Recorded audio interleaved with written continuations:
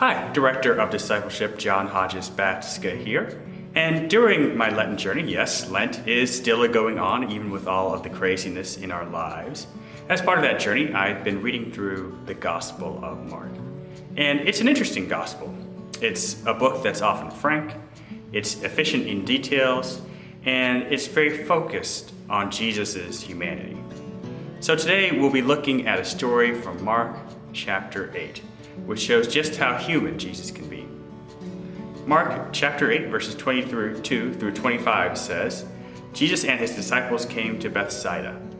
Some people brought a blind man to Jesus and begged him to touch and heal him. Taking the blind man's hand, Jesus led him out of the village. After spitting on his eyes and laying his hands on the man, Jesus asked him, "Do you see anything?"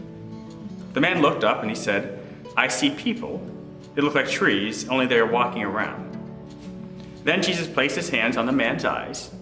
Again, he looked with his eyes wide open. His sight was restored, and the man could see everything clearly. And as I've been reading through Mark this Lent, I've been surprised by just how many of the stories, just how big of a chunk of the gospel is about Jesus spending time restoring people to physical health and to their place in the community. He heals a paralytic, he restores a man's hands to full use, and he heals a woman who had been bleeding for years. But this healing story stands out. You probably thought it stood out too while I read it. Maybe it's the fact that, it's kind of gross. Jesus takes this blind man by the hand, he leads him out of town, and then spits in his eyes. Why does he spit in the man's eyes? I'm not exactly sure myself. None of the other healing stories or involve any kind of saliva at all. And just a couple chapters later in the book of Mark, Jesus heals another blind man, and he doesn't use any kind of spit. So to tell the truth, I'm not exactly sure why that happens. And even stranger in this healing story is the fact that this spit technique doesn't seem to fully restore sight to the man. Originally, the blind man says that he sees people, that they look like trees, only they are walking around. Only when Jesus lays his hands on the man's eyes for a second time is sight fully restored to him. I'm not sure why it takes Jesus multiple actions in order to restore this man's sight.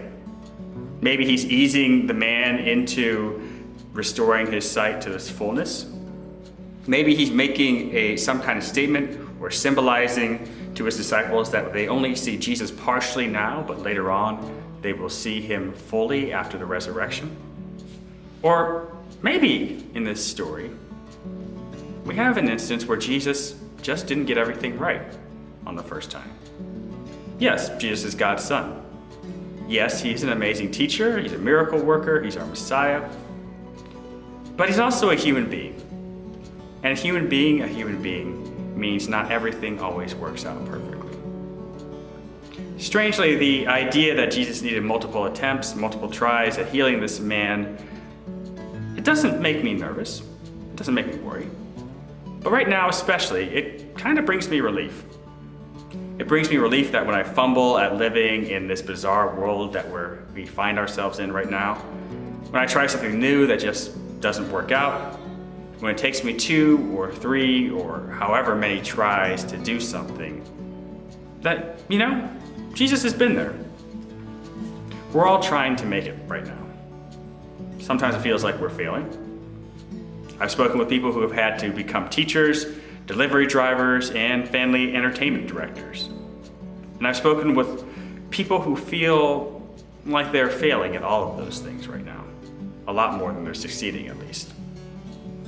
But I know that Christ is with us, even in those moments where we don't have everything figured out. I hope that during this time you will find peace in the knowledge that even Christ, even Jesus, our Savior, now and then, wasn't able to get everything right the first try. And he shares that feeling with us when we fumble around in the dark. Amen.